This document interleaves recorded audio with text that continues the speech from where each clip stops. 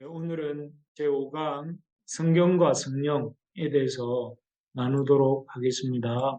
만약에 어떤 사람이 이 생전 처음 오페라 극장에를 갔다고 생각을 해보겠습니다. 그 극장에서는 라트라비아타라고 하는 베르디의 유명한 오페라가 상영되고 있었습니다. 그 사람은 생전 처음으로 이 라트라비아타라고 하는 오페라라는 걸 처음으로 이렇게 보는 사람이었습니다. 그런데 이 사람은 이 라트라비아타라고 하는 이 오페라에 대해서 아무런 지식도 없었습니다. 게다가 이 오페라는 모든 대사가 다 이탈리아어로 되어 있었습니다. 그리고 무엇보다 결정적으로는 그 극장 안에서는 모든 조명이 꺼져 있었습니다.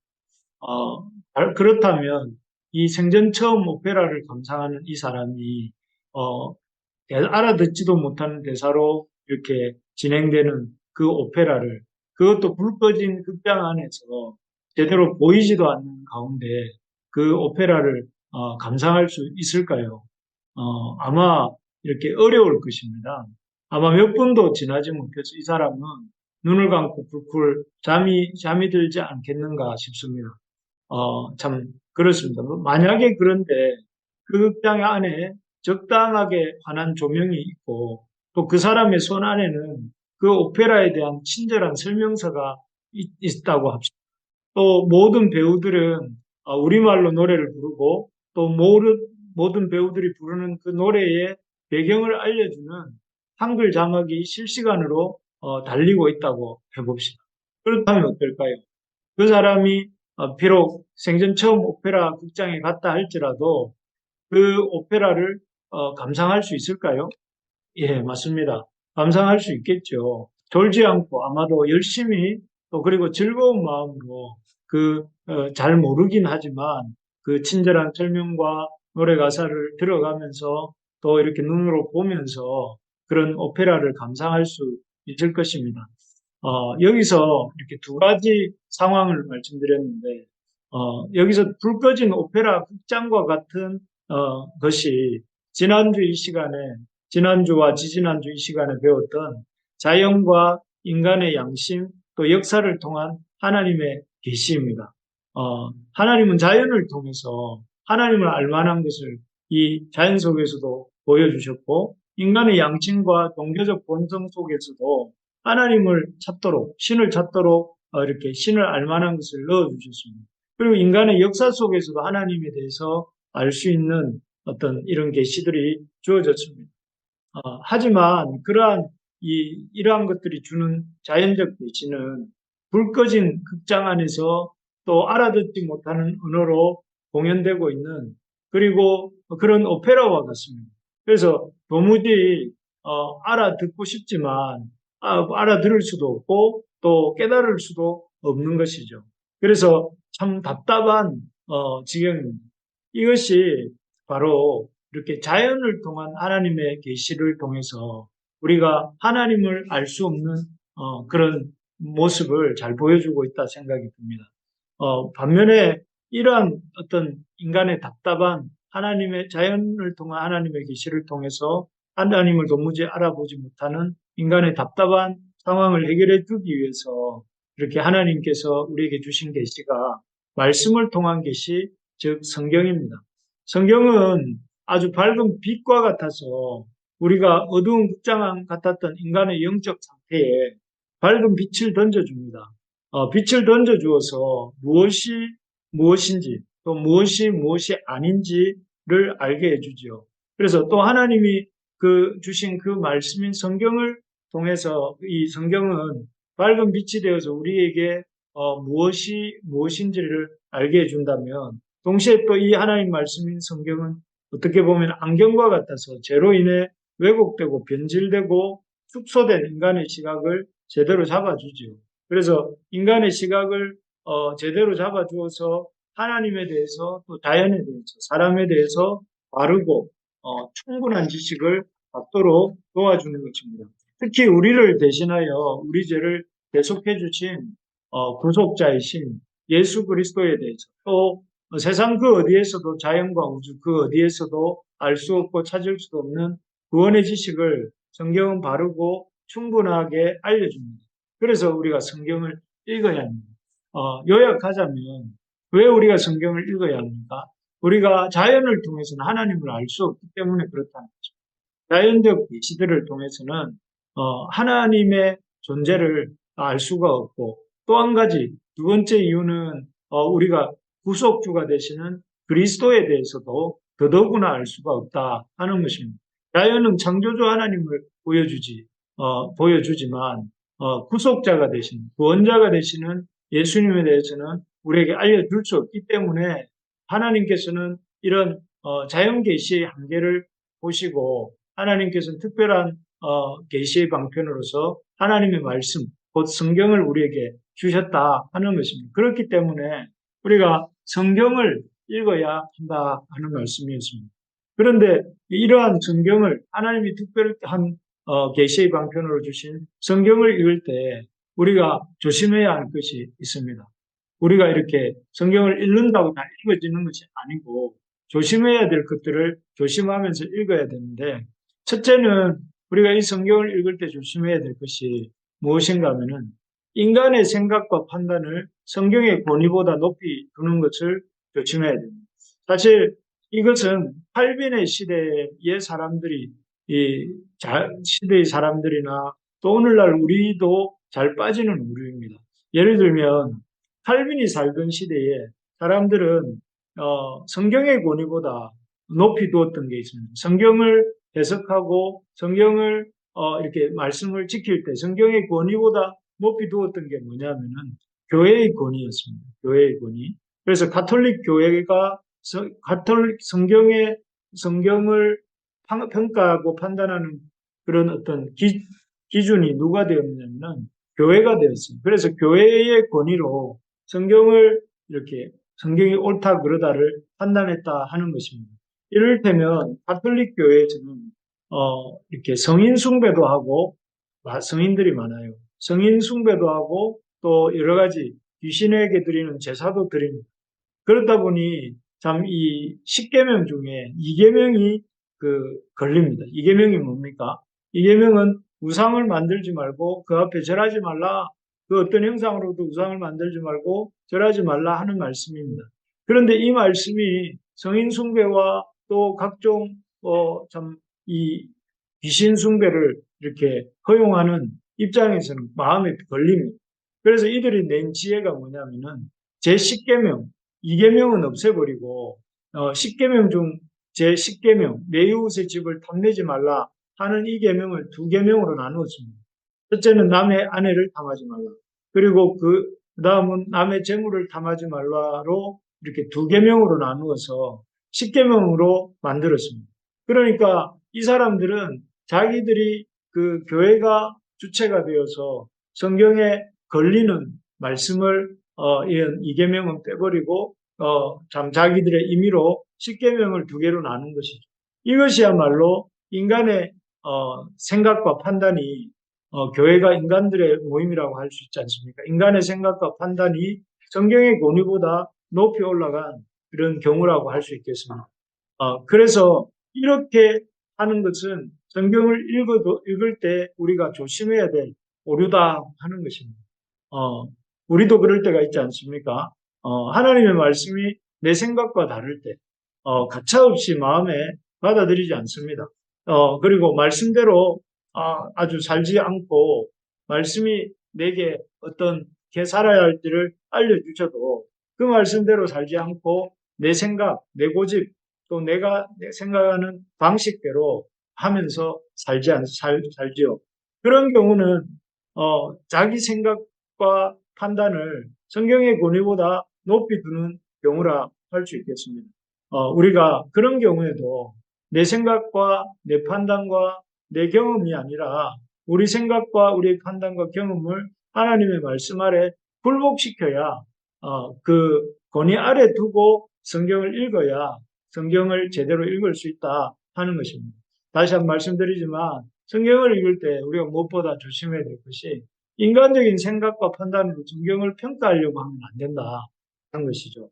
두 번째로 우리가 성경을 읽을 때 주의해야 하는 것은 성경이 하나님의 말씀으로 확증되는 것은 성경이 이것이 하나님의 말씀이다 하고 이렇게 확증되는 것은 성령에 의해서 된다 하는 것이죠. 그래서 성경이 이렇게 하나님의 말씀이라는 것을 입증해 주는 것이 성령이다 하는 말씀은 이런 것입니다. 우리가 어떤 사람이 성경을 이렇게 하나님의 말씀이구나 하고 생각하고 받아들이는 것은 어떤 사람이 성경이 하나님의 말씀이구나 생각하고 받아들일 때 그 사람이 그때서야 비로소 성경이 하나님의 말씀으로 읽혀지지 않습니까? 그런데 성경이 하나님의 말씀이구나 이렇게 생각하게 되는 것은 어떻게 그렇게 생각하게 되는 것입니까? 사람들이 성경을 읽을 때 이것이 하나님의 말씀이구나 하고 생각하고 읽을 때에 그 말씀이 읽혀지고 믿어지지 않습니다. 그런데 그렇게 이 말씀이 하나님의 말씀이구나 하고 생각되는 이유가 생각하게 되는 이유는 무엇이라는 말입니다. 우리가 가만히 처음 믿었을 때 한번 생각해 보면 우리가 어느 순간 성경의 말씀을 하나님의 말씀으로 인정하고 믿기 시작했던 그 시점에 그런 마음을 누가 갖게 했습니까? 우리가 이게 하나님 말씀이구나. 하나님 말씀으로 내가 이 성경 말씀을 받아들이고 믿어야 되겠구나 하는 생각을 한 시점들이 우리가 다 있지 않습니까? 그런데 그 생각을 하게 한 어떤 원인이 무엇인가 혹시 기억나십니까? 기억나시는 분도 있겠지만 별로 기억 안 나는 분도 많을 거예요. 그런 마음을 갖게 하신 분은 정확하게 말하면 성령님의 역사입니다. 우리가 성경을 하나님의 말씀으로 인정하고 하나님의 말씀으로 믿게 된 것은 성령님의 역사입니다. 그래서 성경은 권위가 성령으로 확증되고 세워진다 이렇게 적어놓은 이 말의 의미가 그런 것입니다. 우리가 성경을 하나님의 말씀으로 읽게 되는 것은 그런 마음이 생기는 것은 성령님의 역사다. 그리고 그렇게 성경을 하나님의 말씀으로 인정하고 읽기 시작할 때 어떤 일이 일어납니까? 성경을 읽는 사람들의 마음에 이게 하나님의 말씀이구나 하고 성경을 한 줄씩 어떤 5분씩 10분씩 이렇게 읽다가 보면 그 성경이 역사를 합니다. 성경이 역사를 해서 그렇게 성경을 읽는 사람들의 마음에 이 성경 말씀이 참 진리구나 하는 것을 깨닫도록 성경 스스로가 역사합니다. 그래서 사람들이 성경을 진리의 말씀 또 하나님의 말씀으로 붙드는 역사가 일어나는 것이죠. 그래서 내가 말씀대로 살아야 되겠구나 이렇게 생각하는 것입니다.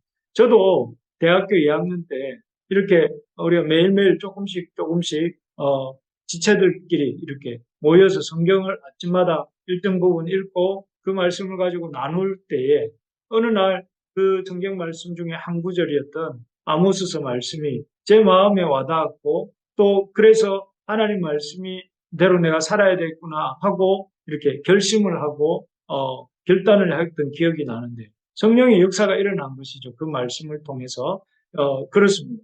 그래서 이 두 가지가 성경을 읽을 때 꼭 필요합니다. 첫째는 성경의 말씀을 하나님의 말씀으로 믿게 만드는 성령의 역사가 필요합니다. 그리고 두 번째는 그런 성령의 역사에 순종하여서 우리가 성경을 읽어 나갈 때 그 성경이 역사하는 역사가 있다 하는 것이죠. 그래서 성경을 읽을 때 이 두 가지 역사를 성령의 역사 또 성경 말씀을 통한 직접적인 역사 이 두 가지가 있어야 된다 하는 것입니다. 그래서 참 우리에게 이런 성령께서 우리가 성경 말씀을 하나님 말씀으로 믿는 믿음을 주시고 또 그렇게 성령이 하나님의 말씀인 줄 믿고 또 읽어 나갈 때에 그 말씀을 통해 하나님께서 우리 삶에 역사하게 해달라고 기도해야 됩니다. 그래서 여러분 성경을 읽는 것은 성경을 하나님의 말씀으로 믿게 되는 것은 성령의 역사입니다. 그리고 그런 성령의 역사에 의해서 말씀이 깨달아질 때 그 가운데 이 참 놀라운 하나님의 역사가 나타난다는 것이죠. 그래서 성경을 읽을 때 우리가 꼭 생각해야 될 것이 바로 성령의 역사입니다. 성령의 역사. 그래서 이것을 우리가 기억해야 되겠습니다. 그래서 우리 교회 안에 이런 하나님의 말씀을 위한 말씀을 통한 성령의 역사가 있게 해달라고 우리가 기도하고 또 이렇게 간구하는 것이 참 중요합니다. 그리고 세 번째로 우리가 성경을 읽을 때 조심해야 될 것이 무엇인가 하면 이 책에 나오죠. 우리가 읽은 교재에 보면 주관주의에 빠지지 말아야 된다 하는 것입니다. 주관주의란 무슨 말입니까? 반대말은 객관주의 이쯤 되겠지요. 주관주의라는 말은 자기가 자기 마음대로 요즘 사람들 말하듯이 내피셜 이런 거입니다. 하나님 말씀에 대한 내피셜을 주의해야 된다 하는 것인데 조금 그 의미를 한번 생각해 보면 이 주관주의라 하면 기록된 성경 말씀을 그냥 두고 하늘로부터 오는 음성만을 강조하는 사람들을 주관주의자다 이렇게 한 번 더 말씀드릴까요? 기록된 성경 말씀을 이렇게 외면하고 그냥 하늘로부터 오는 음성만을 강조하는 사람들을 주관주의자다 이렇게 말한다고 말씀드립니다. 그러니까 이 사람들은 하나님의 말씀에는 관심이 없습니다. 하나님의 기록된 말씀에는 관심이 없고 이들의 관심은 하나님의 특별한 어떤 직접적인 직통 계시를 이렇게 주장합니다. 그래서 이렇게 하나님이 성경 말고 어떤 직접적으로 하나님이 자신들에게 말씀해 주시는 것을 기대하면서 성경을 외면하는 것이죠. 예를 들면은 이 책의 교재에서 소개하고 있는 사람들이 제세례파나 신비주의자들, 신령주의자라고 표현되어 있는 바로 그 사람들입니다. 이 사람들은 기록된 성경의 어떤 성경을 통한 하나님의 계시보다는 이렇게 하나님의 직접적인 계시를 이렇게 추구하고 또 그런 직접적인 계시야말로 진짜 계시다라는 식으로 생각을 합니다. 그래서 이 사람들은 당연히 어떤 그런 직통 계시를 이렇게 추구하다 보니 이 사람들이 당연히 이렇게 오는 현상이 뭐냐면은 성경을 읽지 않습니다. 기록된 하나님 말씀을 읽지 않고 또 기록된 하나님 말씀을 교리적으로 정리한 책들도 보지 않습니다. 교리들도 보지 않습니다. 그래서 참 자신들을 통해서 하나님이 계시라도 주시는 것처럼 이렇게 이 자신의 어떤 그런 자신들이 선지자라도 된 것처럼 행세하고 자랑하는 그런 사람들을 이렇게 주관주의자고 또 바로 제세례파나 신령주의자, 신비주의자들이라 할 수 있겠습니다. 오늘날도 이런 사람들이 있어요. 칼빈이 살던 시대에 제세례파나 어떤 신비주의자들이 있었다면 오늘날은 성경에 기록된 성경을 이렇게 성경보다는 새로운 계시를 주장하는 사람들이 있는데 그런 사람들을 일컬어서 신사도 운동이라고 말을 합니다. 그래서 이런 사람들이 지금도 이렇게 그 하나님의 말씀 기록된 하나님의 말씀에 대해서는 무관심하면서 이렇게 어떤 신비한 체험 또 뭔가 이렇게 신비한 체험을 주는 어떤 감정의 고양된 감정 이런 것들을 추구하는 것이죠. 그래서 우리 교재 53페이지에 보면 이렇게 나와 있습니다. 글자 폰트가 바뀌었는데 화면을 한번 보시면 읽어보겠습니다. 같이. 성령의 역사를 자신의 주관적인 체험에 묶어두는 경우가 있다.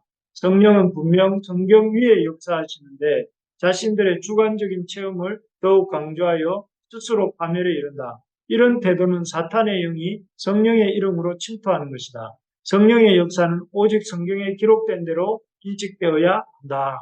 여기 보면 이런 주관주의자들의 특징에 대해서 책에서 이렇게 적고 있습니다. 이 사람들은 성령의 역사를 자신의 주관적인 체험에 묶어두는 경우가 있는데 성령은 분명히 성경을 통해서 아까도 말씀드렸죠. 성경은 성령을 통해서 그 하나님 말씀대로 확증되고 또 성령의 역사는 이 성경을 통해서 이루어진다고 했는데 그 말처럼 여기 나옵니다. 성령은 분명 성경 위에 성경을 통해 역사하시는데 이 사람들은 그걸 인정하지 않고 자신들의 주관적인 체험을 더욱 강조하면서 스스로 이렇게 파멸에 이르른다는 거죠.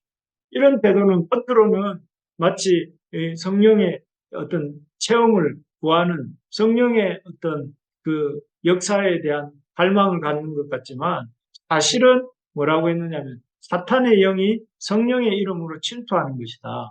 기록된 하나님 말씀을 외면하고 어떤 직통 계시를 추구하고 어떤 체험을 추구한다는 것은 사탄의 영이 성령의 이름으로 침투하는 것이다. 이렇게 강하게 얘기를 합니다. 성령의 역사는 오직 성경에 기록된 대로, 성령의 역사는 무엇을 통해 일어나냐? 오직 성경에 기록된 대로 이루어진다는 것이죠. 그래서 우리가 기억해야 될 것이 무엇이냐면은 성경과 성령의 관계는 마치 남편과 아내의 관계, 동전의 앞면과 뒷면의 관계, 이와 같이 뗄래야 뗄 수 없는 관계다 하는 것을 우리가 기억하면서 앞에서도 말씀드린 것은 우리가 그렇기 때문에 성경을 읽을 때에 성령을 의지해야 되고 성령의 역사를 기도해야 한다면 성경의 말씀을 배우고 가르치고 성경 말씀을 이렇게 붙잡아야 된다 하는 것입니다. 그래서 우리가 체험이나 어떤 주관적인 어떤 체험이나 신비한 체험을 추구할 것이 아니라 그런 것들도 하나님 주시면 감사하게 받겠지만 그것만을 추구할 것이 아니라 기록된 하나님의 말씀을 절대적으로 여기고 그 말씀을 배워가는 우리 모두가 되기를 원합니다. 바라는 것은 그런 점에서 내년에는 우리 부르심의 교회 모든 성도가 함께 열심히 말씀 읽기를 소망합니다. 그래서 우리가 하나님의 말씀을 외면하고 말씀 읽기를 멀리하는 것이 아니라 하나님 말씀을 가까이 하고 말씀을 읽고 말씀을 나누고 말씀을 이렇게 함께 묵상하는 그런 우리 부르심의 교회가 또 그런 말씀 위에 기초를 둔 그런 교회로 든든하게 세워져 가기를 간절히 소망합니다. 네. 그래서 이런 것들을 조심해야 된다 하는 것입니다. 그래서 세 가지가 뭐였습니까? 이런 것들. 성경을 읽을 때 조심해야 될 것. 첫째는 인간적 생각과 판단을 성경의 권위보다 높이 두면 안 된다. 하나님 말씀이 더 높은 권위를 가져야 된다. 그리고 성경을 읽을 때 성령의 역사를 사모해야 된다. 그리고 성령께서는 이렇게 이 기록된 성경을 통해 역사한다 하는 것을 기억하면서 성경을 읽을 때는 성령의 역사를 위해서 기도하고 또 그렇게 성경을 읽고 난 이후에는 그런 성령이 이 읽은 말씀들을 통해 역사하도록 기도해야 된다 하는 것입니다. 그래서 이 성경과 성령이 같이 가야 된다는 것. 그래서 세 번째는 무엇이었냐면은 그런 주관주의, 다르게 말하면 신비주의입니다. 신비주의. 신비주의에 빠지지 말아야 된다.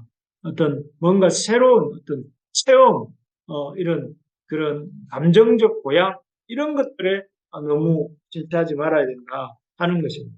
그리고 그렇게 이런 것들을 조심하면서 우리가 성경을 읽어야 되겠고 이렇게 성경을 읽을 때 우리가 이렇게 초점 맞춰야 될 포인트, 다르게 말하면 성경을 읽으면서 우리가 붙잡아야 할 것들이 두 가지가 있습니다. 첫째는 우리가 성경에서 성경을 이렇게 이런 자세로 읽을 때 붙잡아야 될 첫 번째는 하나님이 어떤 분이신가 하는 것입니다. 그래서 성경을 읽을 때 하나님이 이 교재에도 나오지만 천지를 하나님 지으신 하나님이 어떤 분이시는지 또 그 천지를 지으신 하나님께서는 이 세상을 어떻게 통치하시는지를 파악해야 된다 하는 것입니다. 요즘 예를 들면 이런 것입니다. 요즘 저희들 교회에서 창세기를 보고 있습니다. 새벽마다 창세기에 대해서 보고 있는데 이 창세기를 통해서 하나님에 대해서 깨닫게 되는 것이 있습니다. 그것은 하나님은 요셉의 하나님만이 아니라 요셉의 형들의 하나님도 되시고 이스라엘만의 하나님이 아니시고 온 세상의 하나님도 되신다 하는 사실을 깨닫고 있습니다. 왜냐하면 저는 이렇게 생각을 했습니다. 요셉이 애국으로 먼저 가게 하시고 그가 총리가 되게 하시고 동리로서 아주 등등스럽게 일함으로 사람들에게 인정받는 사람이 되는 이런 모습을 보면서 참 나도 요셉처럼 요셉처럼 살아야 되겠구나 하는 생각과 동시에 하나님이 요셉을 축복하시는구나 이런 생각을 했습니다. 하지만 요즘 이렇게 말씀을 묵상하면서 새롭게 깨닫게 되는 것은 하나님이 요셉을 먼저 보내신 것은 요셉만을 위한 것이 아니라 야곱과 야곱의 아들들을 기근으로부터 건지시기 위해서 믿음의 백성 이스라엘 백성을 건지시기 위해서 구원하시기 위해서 그를 하신 것. 그러니까 포커스가 요셉이 아니라 이스라엘 이스라엘 사람들에게 있다 하는 말씀이죠. 그리고 넓게는 이스라엘만을 구원하시기 위함이 아니라 온 세상 애국과 애굽을 둘러싸고 있는 모든 나라들을 구원하시기 위해서 요셉을 이렇게 먼저 보내셔서 동자리, 옥자리 하게 하셨다 하는 것입니다. 이런 걸 보면서 저는 하나님이 정말 크신 분이구나. 하나님 정말 크신 분이시고 또 하나님은 요셉의 하나님일 뿐만 아니라 요셉의 형들의 하나님이기도 하시고 이스라엘의 하나님이실 뿐만 아니라 이스라엘 온 세상, 이집트와 온 세상 전체를 품으시는 그런 크신 하나님, 또 구원자 하나님, 만물을 통치하시는 하나님이다 하는 것을 깨닫게 됩니다. 그래서 이처럼 저도 이렇게 요즘 성경을 읽으면서 장세기를 읽으면서 장세기를 통해서 천지를 지으신 창조주 하나님이 어떤 분이신지 그분이 세상을 어떻게 통치하시는지를 아주 이렇게 세밀하게 살펴보고 있는 중입니다. 그래서 성경을 읽음으로 인해서 우리의 눈이 더욱더 이렇게 하나님을 더 깊이 더 넓게 더 풍성하게 알아가고 있습니다. 그래서 우리가 성경을 읽을 때 무엇을 꼭 붙잡아야 되는가 하면 하나님에 대해서 하나님이 어떤 분이신가 내가 읽고 있는 이 본문에서 하나님은 어떤 분이신가 하는 것을 이렇게 살펴봐야 됩니다. 그래서 그 본문에서 하나님의 성품의 어떤 부분이 나오고 있는지를 살펴봐야 되는데 우리 교재 54페이지 12번째 질문 밑에 있는 문장 세 문장을 제가 한번 읽어볼게요. 54페이지입니다. 하나님께서는 지존하며 단일하고 불가시적이며 불가해한 영으로서 존재와 능력과 지식과 지혜가 무한하며 공의롭고 거룩하며 선하고 영원하며 완전한 분이시다 라고 되어 있습니다.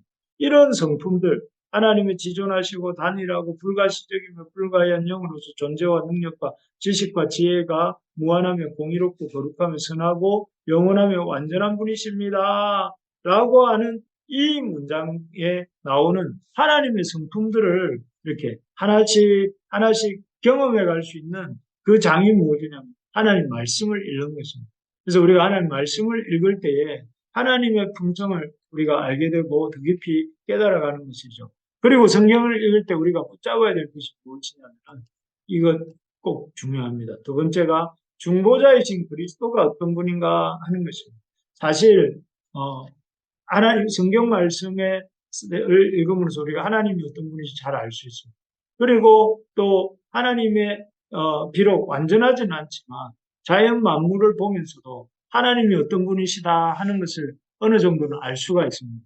그러나 중보자이신 그리스도에 대해서는 어떻게 알 수가 있습니까? 자연을 본다고 아니면 역사를 본다고 아니면은 어떤 누구를 본다고 알 수 있는 분이 이 그리스도가 아닙니다. 그리스도는 중보자이시고 우리의 구속자이시고 구원자가 되시는 그리스도에 대해서 알려면 우리가 성경을 읽어야 됩니다.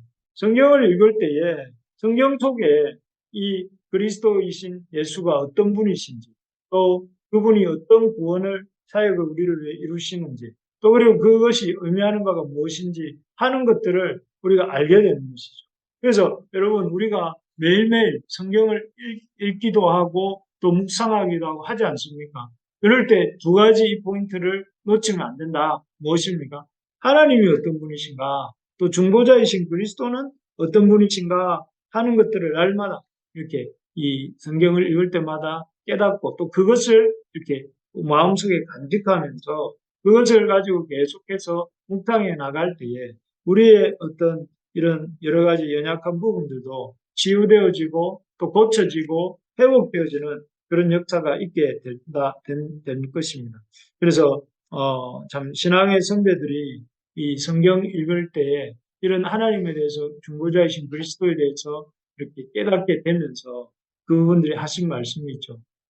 여호와의 말씀이 어찌 이리 단지요 내 입에 꿀보다 더합니다. 이런 고백을 한 분이 있는데 그런 걸 보면 너무나 하나님을 묵상한 하나님을 알아가는 것 그리고 그 하나님을 아는 믿음 안에 거하는 것 시야말로 얼마나 이렇게 놀라운 그 은혜인가 하는 것들을 깨닫게 되는 것입니다. 바라기는 우리가 그리스도를 많이 알아가기를 소망합니다. 내년에도 2023년에는 성경을 읽을 뿐 아니라 하나님이 어떤 분이신지 또 그리스도가 어떤 분이신지를 이렇게 삶으로 체험해보는 그런 역사가 있기를 원합니다.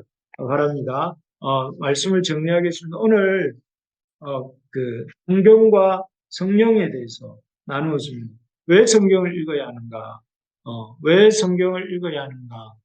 자연 계시로서는 한계가 있기 때문에 그렇고, 또 그리고 그 성경을 잘못 읽을 때 조심해야 될 것은 무엇인가? 조심해야 될 것은 인간적인 이성과 판단을 성경의 권위보다 높여두어서는 하나님 말씀을 들을 수가 없다. 또 하나는 그 성경에 읽을 때 성령의 역사를 위해서 기도해야 된다 하는 것과, 세 번째로는 성경을 읽을 때 우리가 성경을 읽음으로써 우리가 이런 주관주의적인 다른 경험에 침체하지 않을 수 있다는 것을 하면서, 성경을 읽으면서 우리가 구해야 될 것들이 하나님에 대한 것과 중보자이신 그리스도에 대해서 알아가는 것이다 하는 것을 보았습니다. 그래서 우리 모두에게 정말 이 하나님의 말씀인 성경이 얼마나 귀한가 하는 생각을 하고, 이 말씀을 귀하게 여기면서 이 말씀을 틈날 때마다 펼치고 읽어가는, 그리고 그런 읽은 것들을 잘 마음속에 심으며 믿음으로 살아가는 우리 모두가 될 수 있기를 예수님의 이름으로 축원합니다.